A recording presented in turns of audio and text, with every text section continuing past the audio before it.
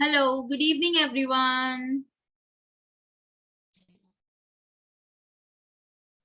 Good evening. So, how are you all? All are fine? Fine, ma'am. That's fantastic. I hope everybody is really fine, really well. Okay, so आज हम लोगों को कुछ नया करना है। वो नया है आज आप लोगों को, हमेशा मैं आपको सेंटेंसेस देती हूँ और मैं ही जनरली बोलती रहती हूँ। आज मैंने डिसाइड किया है कि आप लोग पहले मुझे अपने जो लिखे हुए सेंटेंसेस हैं वो मेरे साथ शेयर करेंगे और उसके बाद में फिर हम लोग कोई नया टॉपिक आगे बढ़ाएंगे। जैसा कि मैंने कल आपसे बोला हुआ था, गुड इवनिंग एवरीवन, कि आप लोग है ना क्या करेंगे, एडवर्ब्स ऑफ फ्रीक्वेंसी जो हैं उनके साथ में एक, जैसे हमारे पास में 5-6 एडवर्ब्स ऑफ फ्रीक्वेंसी मैंने आपको बताया था एंड मैंने आपसे कहा था कि एज अ होमवर्क आप वो सेंटेंस बनाइएगा और उसके बाद में वो सेंटेंसेस आप मुझे पढ़कर बताइएगा so that I can correct them अगर उनमें कोई मिस्टेक होती है और हम लोग उसको सुनने वाले हैं। सो सबसे पहले मुझे कौन सेंटेंस बताएगा, who will speak sentence first, जो बनाए हैं वो सेंटेंस? मैंने बनाया मैम। ठीक है मनीष, तो आपसे ही शुरुआत करते हैं, है ना? Yes. Okay,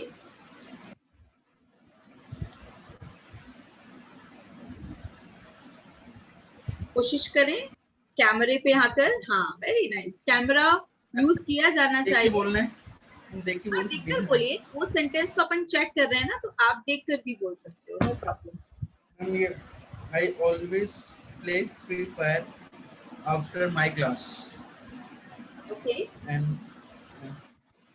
I usually work on my Django project. Okay, I often eat fast food.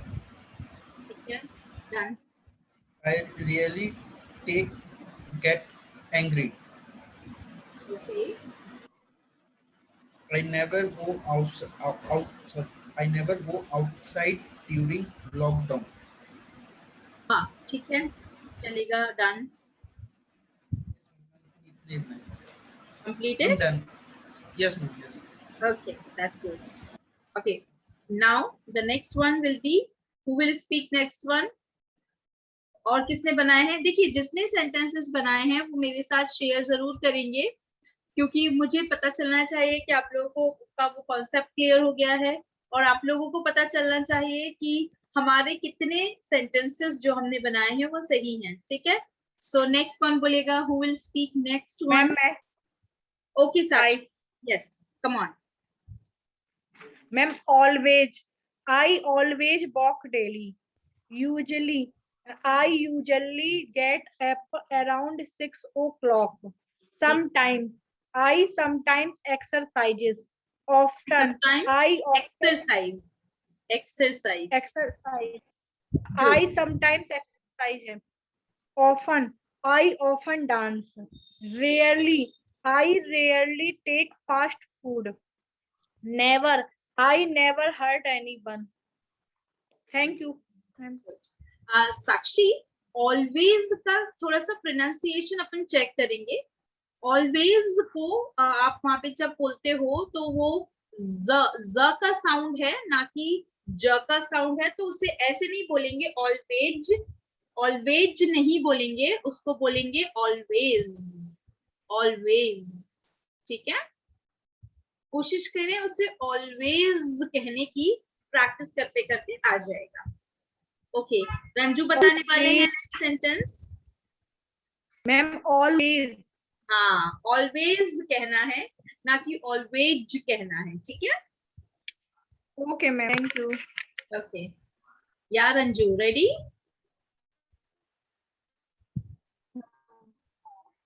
आप मुझे good morning ma'am. Good evening. आप मुझे कैमरे पर दिख रहे हैं तो मुझे लगा आप रेडी हैं बोलने के लिए। आवाज क्लियर आ रही है? हाँ जी, आ रही है आपकी आवाज। Okay, I always do yoga. Hmm, I go to college sometime.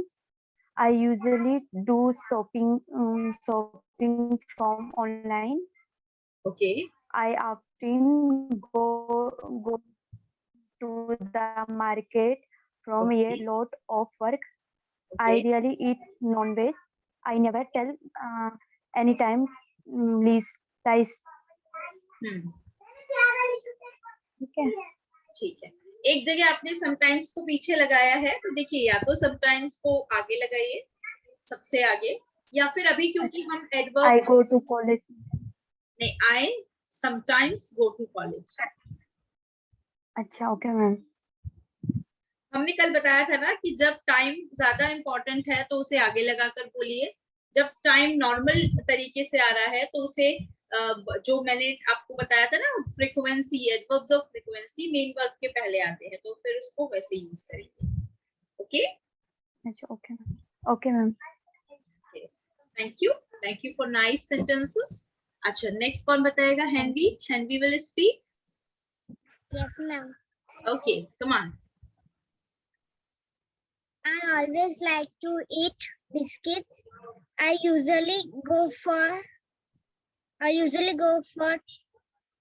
ma'am, I usually go for walking. Sometimes I like to eat ice cream. I often play. I never beat anyone. I really like to play dollhouse. Okay, I really like to play dollhouse. Very good. Doll. Yes. Next who will speak? चांदनी, आपके sentences ready हैं? Hello, good evening, ma'am. Yes, ma'am. Okay, come on, share. Hello. हाँ जी, अपने sentence share कीजिए। Yes, ma'am. Always I wake up at 6 in the morning.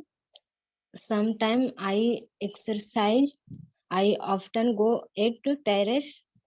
I never with of wrong people. I rarely speak. I rarely speak.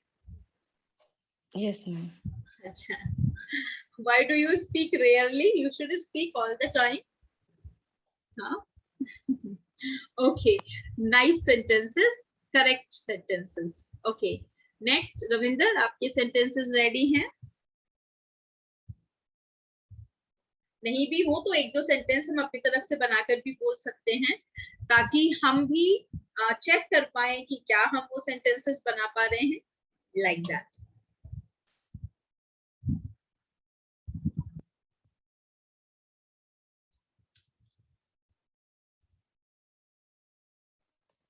नहीं ma'am, आज मैं बिल्कुल भी नहीं देख सका। कोई बात नहीं, आप कल शेयर कर लीजिएगा, ठीक है? आज मेरे को सिर में दर्द और बुखार है जी। कोई बात नहीं, you take care of yourself. आप क्लास सुन भी सकते हैं ना, no problem. Please take care of yourself. Okay guys, so ये हमारे सेंटेंसेस थे एडवर्ब्स ऑफ फ्रीक्वेंसी से, और हमने सीख लिया है कि हम एडवर्ब्स ऑफ फ्रीक्वेंसी को एडवर्ब्स ऑफ फ्रीक्वेंसी क्यों कहते हैं, और हम कौन कौन से एडवर्ब्स ऑफ फ्रीक्वेंसी को जानते हैं और उनकी प्लेस क्या है, उनकी जगह क्या है, हमने ये भी सीख लिया है। ठीक है, आज हम लोग एक नया टॉपिक शुरू करने वाले हैं, और वो नया टॉपिक जो है वो है हमारा कंटिन्यूअस टेंस प्रेजेंट। लेकिन प्रेजेंट कंटिन्यूअस टेंस से पहले मैं आपको बताना चाहती हूँ कि हम प्रेजेंट कंटिन्यूअस और प्रेजेंट कंटिन्यूअस के साथ में पास्ट कंटिन्यूअस साथ में पढ़ते हैं, क्योंकि वो एक दूसरे के बिल्कुल मिलते जुलते फॉर्म्स होते हैं। ओनली टेंस का डिफरेंस होता है, बाकी सब कुछ सेम टू सेम होता है। तो आज हम लोग कंटिन्यूअस टेंस भी पढ़ेंगे और कंटिन्यूअस टेंस के अलावा पास्ट कंटिन्यूअस भी पढ़ेंगे, और इसमें देखेंगे कि ये प्रेजेंट से कैसे डिफरेंट है, मतलब ये सिंपल टेंस से कैसे डिफरेंट है ना। तो सबसे पहले तो मैं अपनी स्क्रीन शेयर कर लेती हूँ और थोड़ा सा बात करते हैं कंटिन्यूअस टेंस के बारे में। देखिए, जब भी एक्शन कंटिन्यू है, मतलब चल रहा है, ध्यान रखिएगा, जब भी एक्शन चल रहा है तो वो कंटिन्यूअस का एक्शन होता है, उसे कहते हैं चल रहा एक्शन। वो एक्शन जो कंटिन्यू है। कंटिन्यू का मतलब ही होता है लगातार चल रहा होना, विच इज कॉल्ड कंटिन्यू, है ना। तो कंटिन्यूअस टेंस जो है उसमें हम बेसिकली चल रहे एक्शन के बारे में बताते हैं, और इसमें हेल्पिंग वर्ब होती है इज़-एम-आर, और इसमें मेन वर्ब जो होती है वो होती है आईएनजी फॉर्म। ध्यान रखिएगा, कोई भी कंटिन्यूअस टेंस हो, यूज हमेशा आईएनजी का ही करते हैं। कोई भी कंटिन्यूअस टेंस हो, चाहे वो प्रेजेंट हो, पास्ट हो या फ्यूचर हो, सभी में हम कंटिन्यूअस टेंस, तीनों कंटिन्यूअस टेंसेस के अंदर हम यूज करते हैं वर्ब की आईएनजी फॉर्म। याद रखिएगा, जो वर्ब की फोर्थ फॉर्म या आईएनजी फॉर्म होती है वो कोई भी टेंस नहीं बताती। उसके आगे लगने वाली हेल्पिंग वर्ब बताती है कि वो टेंस प्रेजेंट है, पास्ट है या फ्यूचर है। फॉर एन एग्जाम्पल, ध्यान से देखें, अगर मैंने बोला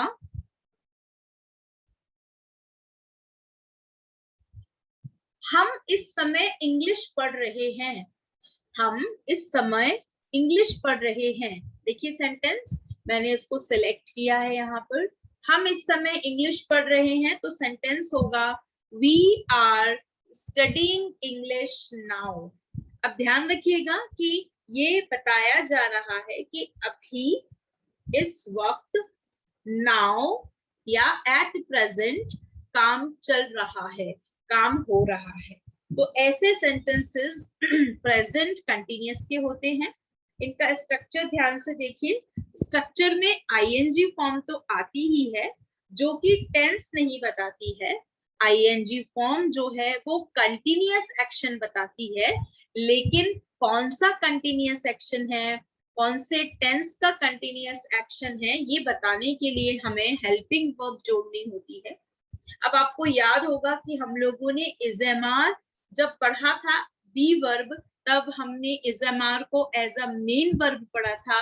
अब हम उसे एज अ हेल्पिंग वर्ब पढ़ रहे हैं, उसी का पास्ट भी पढ़ने वाले हैं। तो हो जाएगा इज़-एम-आर प्लस आईएनजी फॉर्म। तो स्ट्रक्चर्स होंगे अफर्मेटिव सेंटेंसेस के, इज़-एम-आर, आईएनजी फॉर्म, इधर उधर सब्जेक्ट एंड ऑब्जेक्ट लग जाएगा। जैसे अभी इस वक्त मेरे कमरे में फैन चल रहा है, तो सेंटेंस है the fan is moving in my room. The fan is moving in my room. ठीक है। अच्छा, एक और कंटिन्यूअस एक्शन है, जैसे मैं क्लास ले रही हूँ, तो हो जाएगा I am taking my class. I am taking my class. मैं बोल रही हूँ, आई एम स्पीकिंग। ओके, आप सुन रहे हैं, आप मुझे सुन रहे हैं, you are listening to me. Okay, एक और एग्जाम्पल है, मैं बैठी हुई हूँ। अब यहाँ पे वो रहा रही रहे नहीं आ रहा है, पर एक्शन फिर भी कंटिन्यूअस का है क्योंकि इस वक्त बैठी हूँ। सो आई एम सिटिंग। हम और कह सकते हैं, कुछ एक दो एग्जाम्पल इसके और ले सकते हैं, जैसे मैं वह खड़ा हुआ है, वह खड़ा हुआ है। देखिए, मैं बैठी हूँ, आई एम सिटिंग, वह खड़ा हुआ है, ही इज स्टैंडिंग। ठीक है। तो कभी कभी बिना रहा रही रहे के भी कंटिन्यूअस टेंस बन जाता है। जैसे मैं खड़ी हूँ, तो ये एक्शन बोलते वक्त हो रहा है ना। मैं बैठी हुई हूँ तो भी हो रहा है। तो पंखा लटका हुआ है, द फैन इज हैंगिंग, तो वहां पे लटका हुआ है मतलब लटक रहा है। दोनों तरह से बोलते हैं। तो ध्यान रखिएगा कि जब ऐसे सेंटेंस जो बिना रहा रही के आए, वो भी कंटिन्यूअस होते हैं। बस आपको ढूंढना, चेक करना होता है कि वो उस समय कंटिन्यूअस एक्शन बता रहे हैं या नहीं। अब ध्यान दीजिएगा, मैं रोज वॉक पर जाता हूँ, I go for a walk daily. मैं रोज वॉक पर जाता हूँ, I go for a walk daily. एक तो ये सेंटेंस है। दूसरा है मैं वॉक पर जा रहा हूँ, I am going for a walk। ठीक है। दोनों में डिफरेंस पता है क्या है? I go for a walk daily, ये रोज रूटीन बताता है, आपकी दिनचर्या बताता है। लेकिन मैं वॉक पर जा रहा हूं, आई am going for a walk, ये अभी हो रहे एक्शन को बताता है। तो एक है प्रेजेंट सिंपल, दूसरा है present continuous. One more example, मैं ब्रेकफास्ट या नाश्ता करती हूँ, तो हम बोलेंगे आई ईट ब्रेकफास्ट। मैं ब्रेकफास्ट या नाश्ता करती हूँ, तो सेंटेंस होगा आई ईट ब्रेकफास्ट। और अगर कह रहे हो कि मैं ब्रेकफास्ट कर रही हूँ, मुझे ब्रेकफास्ट कर लेने दो, तो बोलेंगे आई एम ईटिंग ब्रेकफास्ट। क्या बोलेंगे? I am eating breakfast. ये डिफरेंस होता है, दोनों में एक डिफरेंस ज्यादा है। क्या डिफरेंस है? एक बताता है डेली रूटीन का सेंटेंस, और दूसरा बताता है इस समय हो रहे वाले एक्शंस, है ना, इस समय हो रहे वाले एक्शंस। ठीक है, सो ये आप इस तरह से इनको डिफरेंशिएट करते हैं। अब थोड़ा सा प्रेजेंट कंटिन्यूअस के बारे में समझ लेते हैं।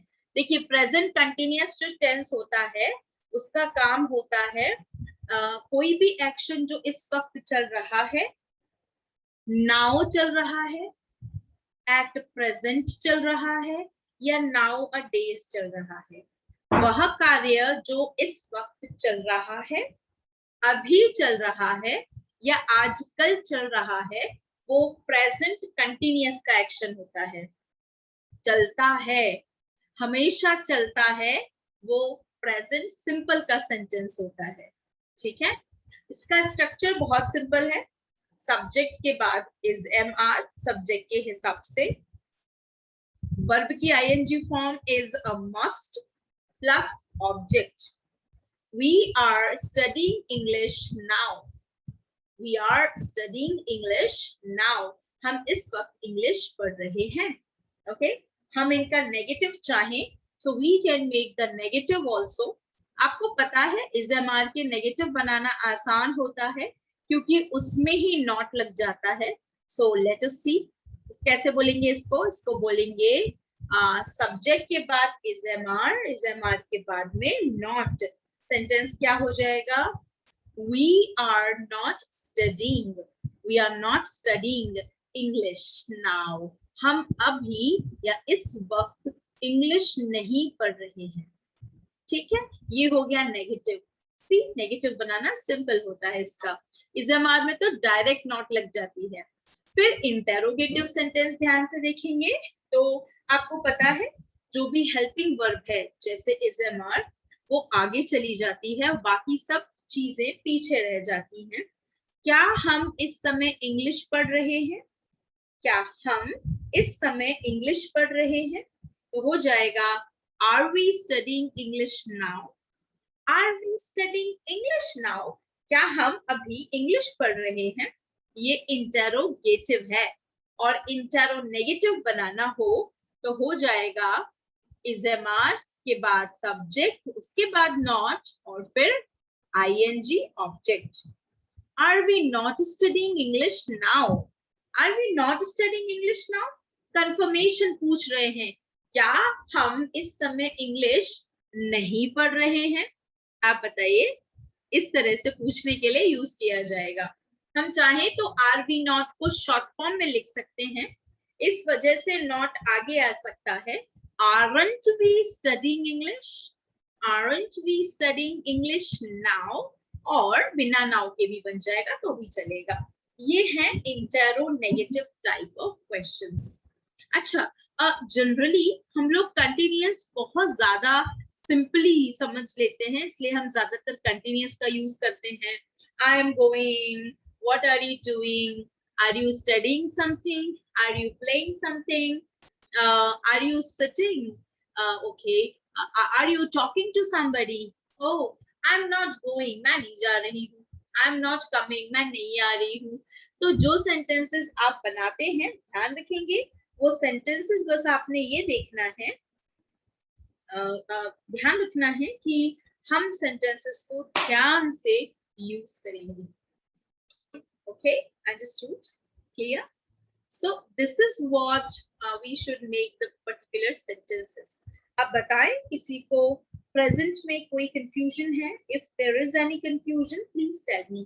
Present continuous में कोई question आ रहा है आपको? Please ask.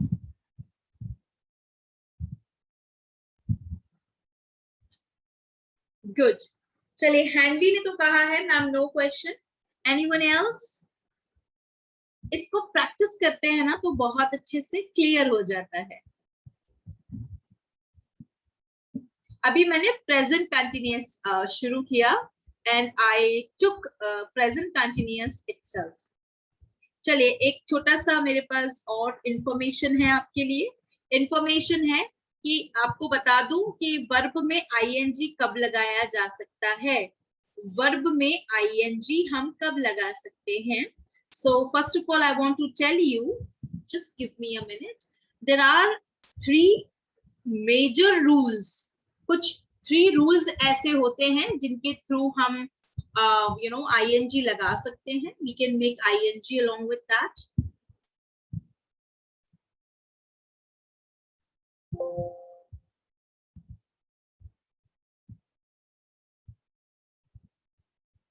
वर्ब में आईएनजी के रूल्स होते हैं. आप आईएनजी तो लगाते हैं लेकिन थोड़े बहुत इसमें रूल फॉलो कर लीजिए तो स्पेलिंग गलत नहीं होगा आपका, स्पेलिंग एरर नहीं होगी आपकी, है ना. पहला रूल होता है सामान्यतः हम कोई भी वर्ब लेकर हम वर्ब में आईएनजी लगा सकते हैं. वर्ब में आईएनजी कोई भी वर्ब में लगा सकते हैं. एग्जाम्पल देखें हम लोग. लर्न में आईएनजी लगाएंगे तो लर्निंग हो गया. रीड में आईएनजी लगाया तो रीडिंग हो गया. ऐसे ही दूसरे जो वर्ड्स हैं जैसे ईट में आईएनजी लगाया तो ईटिंग हो गया. अगर हमने प्ले में आईएनजी लगाया तो प्लेइंग हो गया. ये ध्यान रखेंगे, है ना. लेकिन सेकंड रूल कहता है कि आप जो फर्स्ट रूल है उसमें एक चीज चेक कीजिए कि अगर वर्ब के लास्ट में ई है तो फिर हम ई हटाते हैं और ई के हटाने के बाद आईएनजी लगाते हैं. ई के साथ हम आईएनजी नहीं लगाते हैं. सो एग्जाम्पल देखिए. टेकिंग में ई हट गया है. मेकिंग रिमूव्ड ई. अराइजिंग रिमूव्ड ई. गिविंग रिमूव्ड ई, है ना. सो ये यहाँ पर हो जाएगा टेकिंग, मेकिंग, अराइजिंग, गिविंग. ये देखिए सब में लास्ट में ई लगा हुआ था, ई हटाया और क्या लगा दिया हमने यहाँ पे? हमने लगा दिया आईएनजी. लेकिन एक ऐसी स्पेलिंग है जिसमें ई नहीं हटाते हैं. मैं बताती हूँ कौन सी स्पेलिंग है. वो स्पेलिंग है आपकी नोट. नोट में ध्यान रखिए बीई. बी में आईएनजी नहीं हटाया जाता है. बीइंग में आईएनजी बीई के साथ लगाया जाता है. उसका कारण है एक ही तो वॉवल है. बिना वॉवल के वर्ब बनेगी नहीं. बिना वॉवल के तो कोई भी शब्द नहीं बनता. अकेला बी लेटर बीइंग नहीं बना सकता, इसलिए ई की जरूरत रहेगी. तो ई के साथ हम आईएनजी इस केस में लगाते हैं क्योंकि बी में दूसरा कोई वॉवल ही नहीं है उसके मीनिंग को पूरा करने के लिए. तो एक कॉन्सोनेंट, एक वॉवल तो होना चाहिए ना. तो उस हिसाब से हो जाएगा बीइंग. बस एक ये ऐसा रूल है जिसमें हम कह सकते हैं कि हम थोड़ा सा ध्यान रखेंगे. बाकी आप सभी स्पेलिंग्स में ई को हटाएं और आईएनजी लगाएं. यही रूल जो है वो एक और वर्ब फॉलो करती है, वो है सी. SEEC. ध्यान रखिएगा SEE में आप कोई भी ई नहीं हटा सकते क्योंकि यहाँ पे सी SEEC का साउंड दोनों ई एस के साथ मिलकर बना रहे हैं. तो इस केस में भी आप ध्यान रखेंगे कि सीइंग ही लिखा जाता है. एक ई हटाते नहीं है. ऐसा नहीं है कि 2 है तो एक हटा दीजिए. आप एक भी हटा देंगे ना तो पूरा सी का साउंड नहीं आएगा. पूरा सी का उच्चारण बनेगा ही नहीं. जब बनेगा ही नहीं तो उसे हटाएंगे नहीं, इसीलिए सीइंग भी हो जाता है. सो बीइंग, सीइंग ये कुछ ऐसे एक्सेप्शनल या अपवाद हैं जिनमें हम ई लगे रहने देते हैं और आईएनजी लगाते हैं. जनरली ई वाले वर्ड्स में आईएनजी हटा दिया जाता है। ठीक है, ओके, आई थिंक क्लियर। तो फर्स्ट वाला रूल कहता है कि सभी में आईएनजी लगा सकते हैं। दूसरा वाला कहता है ध्यान रखना कि जब ई हो तो मत लगाना डायरेक्ट आईएनजी, ई हटा के लगाना। अच्छा, एक्सेप्शनल केसेस हैं, वहां पे मैंने बी भी लिखा है, सी भी लिख दिया है। नेक्स्ट है, ओह सॉरी, मैंने है ना 2 बार लिख दिया है, लेकिन मैं कोशिश करूंगी उसे 1 बार ही लिखूं। मैंने वो एक्चुअली ध्यान नहीं दिया, ऐसा होता है कभी कभी मेरे साथ। मतलब मैं पढ़ाने में शायद हो जाती हूँ तो समझ नहीं आता है मुझे कि मैंने पहले से लिखा है। ओके, थर्ड वाला है जिन क्रियाओं के अंत में कॉन्सोनेंट हो कॉन्सोनेंट मतलब व्यंजन हो और उससे पूर्व एक वॉवल हो। देखो, कॉन्सोनेंट हो, कॉन्सोनेंट के एक ही कॉन्सोनेंट हो, उसके पहले एक ही वॉवल हो, तो हम आईएनजी लगाते हैं। एग्जाम्पल, होप, नहीं सॉरी, हॉप। हॉप मतलब होता है कूद कूद कर चलना। जैसे आपने स्पैरो देखी होगी, स्पैरो चिड़िया होती है, हम इसे गौरैया भी कहते हैं हिंदी में। स्पैरो जो होती है वो चलती नहीं है, वो हॉप करती है। कैंगरूज है ना, जो ऑस्ट्रेलिया में पाए जाते हैं, कैंगरूज भी वॉक नहीं करते हैं, हॉप करते हैं। तो हॉप मतलब होता है जंप करके चलना, व्हिच इज कॉल्ड हॉप, है ना। अच्छा, जंप का मतलब होता है एक ही जगह पर कूदना, लेकिन हॉप का मतलब होता है कूद कर आगे बढ़ना, मतलब चलना, तो हॉप कहलाता है। हॉप बेसिकली बर्ड्स या कैंगरूज करते हैं, है ना। और हम लोग कभी वो खेलते हैं ना, गेम खेलते हैं तो कूद के आगे बढ़ते हैं, तो हम भी वो कैंगरू वॉक कर रहे होते हैं या स्पैरो वॉक कर रहे होते हैं, तो क्या बोलेंगे इसको, हॉपिंग। देखिए डबल पी हो गया, क्यों हो गया, पी एक कॉन्सोनेंट है, उसके पहले एक ही वॉवल है, तो हॉपिंग हो गया। नेक्स्ट है get plus ING, getting. Hit plus ING, hitting. Spin plus ING, spinning. Spin का मतलब होता है वो गोल गोल घूमना। गांधी जी का चरखा स्पिन करता था, मतलब चरखा स्पिन करता है, गोल घूमता है, तो स्पिन कहलाता है। स्पिन गोल घूमना, गोल घूमना, like in a circle, it is called spinning, है ना। रन का रनिंग। ध्यान रखिएगा, इनमें ऐसे शब्द जिनमें आप लास्ट में एक ही वॉवल देखेंगे, कॉन्सोनेंट, और 2 कॉन्सोनेंट के बीच में एक ही वॉवल अगर फंसा हुआ है तो फिर वो ये वाला रूल फॉलो करता है। आप ध्यान रखें और फॉलो करें, ठीक है। नेक्स्ट है, कुछ एक्सेप्शनल केसेस भी होते हैं दुनिया में, और कुछ एक्सेप्शनल केसेस या अपवाद वाले केसेस हैं।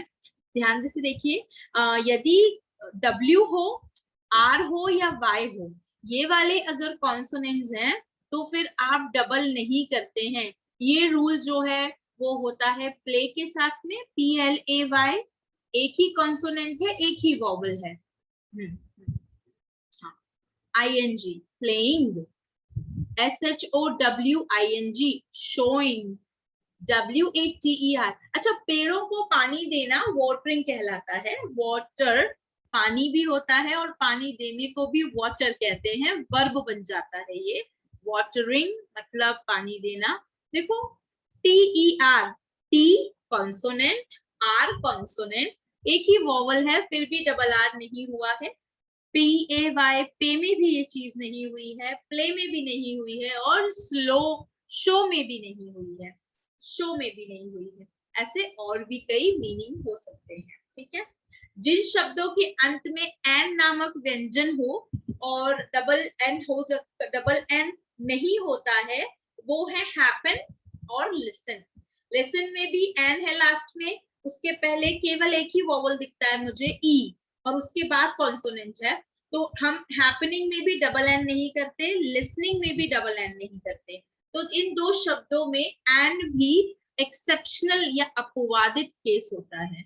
हमने क्या सुना कि सभी व्यंजन हो, कोई भी व्यंजन हो, व्यंजन लास्ट में हो, उसके पहले एक और वॉवल हो, फिर एक और व्यंजन हो, ऐसे कॉम्बिनेशन में कॉन्सोनेंट वॉवल कॉन्सोनेंट जब वहां पे बनता है, तो फिर हम क्या करते हैं, लास्ट वाले कॉन्सोनेंट को डबल करके और ING लगाते हैं। लेकिन रूल फिर क्या बदला कि WRY जो है इस रूल को फॉलो नहीं करते हैं, लेकिन N तो करता है। कुछ केसेस में N भी इस रूल को फॉलो नहीं करता है, और वो है हैपन और लिसन। कुछ भी ING डबल N नहीं हुआ है। रूल कैसा होना चाहिए? वर्ब जो है वो CVC होना चाहिए। CVC का मतलब होता है कॉन्सोनेंट, वॉवल, कॉन्सोनेंट। लास्ट में ये 3 ही कॉम्बिनेशन दिखने चाहिए, कॉन्सोनेंट,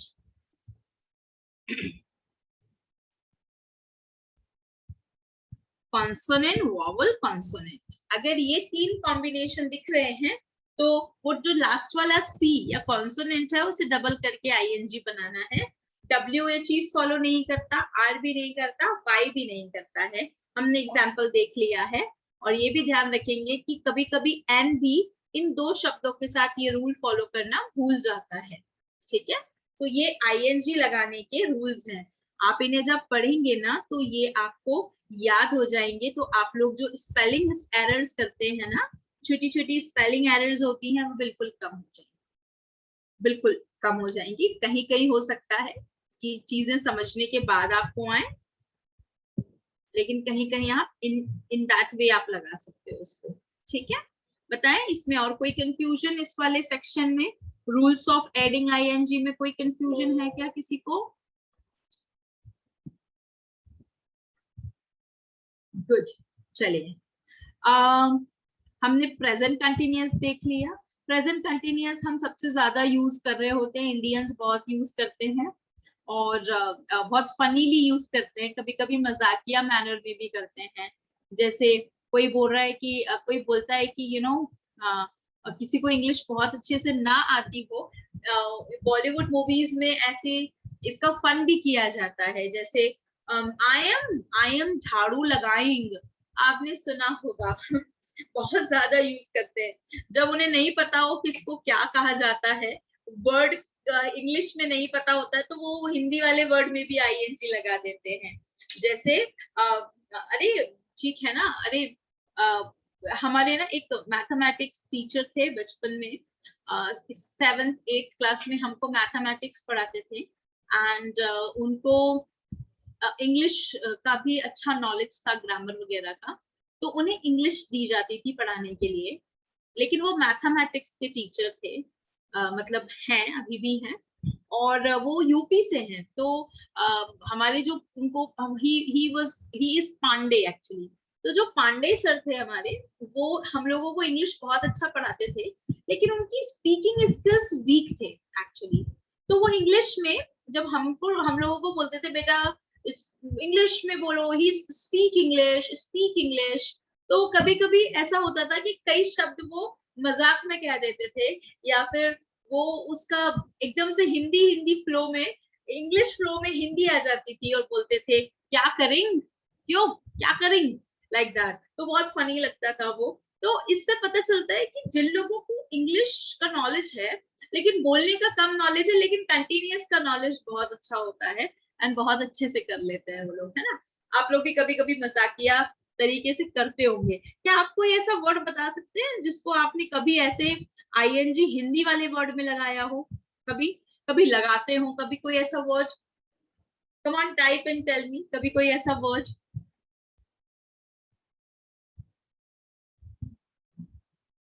ओके, लेकिन अच्छा ठीक है, हैंड भी नहीं करते होंगे, बाकी ऐसा नहीं है, किसी ने तो किया होगा, ये चीज सुनी भी होगी, है ना।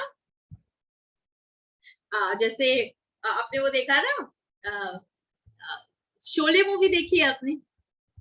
शोले मूवी, उसमें जो धर्मेंद्र जी होते हैं, हाँ बिल्कुल सही, बिल्कुल सही, खाइंग, हाँ एग्जैक्टली मनीष, बिल्कुल ऐसा। आपने वो शोले मूवी देखी होगी, है ना। उसमें वो नहीं बोलता कि आई एम यहाँ से कूदिंग and then police coming, then चाची को पकड़िंग एंड चाची जेल में चक्की पीसिंग एंड पीसिंग। तो वो पीसना जो होता है उसको ग्राइंड करना कहते हैं। अब अमिताभ, वो तो धर्मेंद्र जी हैं, है ना, फिल्म में डायलॉग चल रहा था, तो हिंदी, क्योंकि वो तो हिंदी वाले मूवी है, उसमें वो गांव वाले बने थे, वो भी चोर गांव वाले, तो उनको इंग्लिश नहीं आती थी, तो उसको और मजाकिया तरीके से कंटिन्यूअस टेंस को इस तरह से यूज किया। आई एम फूटिंग मतलब मैं जा रही हूँ, यहाँ से फूट रही हूँ, ऐसा ऐसा। आई एम फुटिंग, अच्छा मैं यहाँ रख रही हूँ। फुटिंग, हाँ वो स्पेलिंग साउंड का प्रॉब्लम होगा। चलिंग, हाँ एग्जैक्टली, आई एम चलिंग, एग्जैक्टली। तो कंटिन्यूअस का यूज है ना, पीपल नो अबाउट इट, और बस हमको वही अपना जो मजाकिया तरीका है उसी से समझना है कि जो एक्शन उस वक्त हो रहे होते हैं at the time of speaking guys, वो सब के सब कंटिन्यूअस का पार्ट होते हैं। और जहां लिखा होता है जाता है, करता है, बैठता है, सोता है, वहां पर हम हमेशा प्रेजेंट सिंपल फर्स्ट फॉर्म लगाते हैं। I hope it is clear. Is it clear? मैं प्रेजेंट कंटिन्यूअस की बात कर रही हूँ, ठीक है? गुड। अब पास्ट कंटिन्यूअस पे आते हैं। पास्ट कंटिन्यूअस में कुछ भी चेंज नहीं होगा सिवाय हेल्पिंग वर्ब के। और हेल्पिंग वर्ब इसलिए चेंज हो रही है गाइस क्योंकि वो हमें बताना चाहती है कि मैं पास्ट की हूं, मैं अब प्रेजेंट की नहीं रही, मैं पास्ट की हूं, मैं भूतकाल की हूं। जैसे मैं खा रहा हूं, आई एम ईटिंग, बट मैं खा रहा था, आई वॉज ईटिंग। डिफरेंस होता है इसके अंदर, ठीक है? Difference is there. और जब हम इस डिफरेंस को समझ लेते हैं, so we move very good, we move very well to grab that opportunity, ठीक है? अब मीटिंग को दोबारा ज्वाइन करेंगे तो पास्ट कंटिन्यूअस बताती हूँ आपको, ठीक है?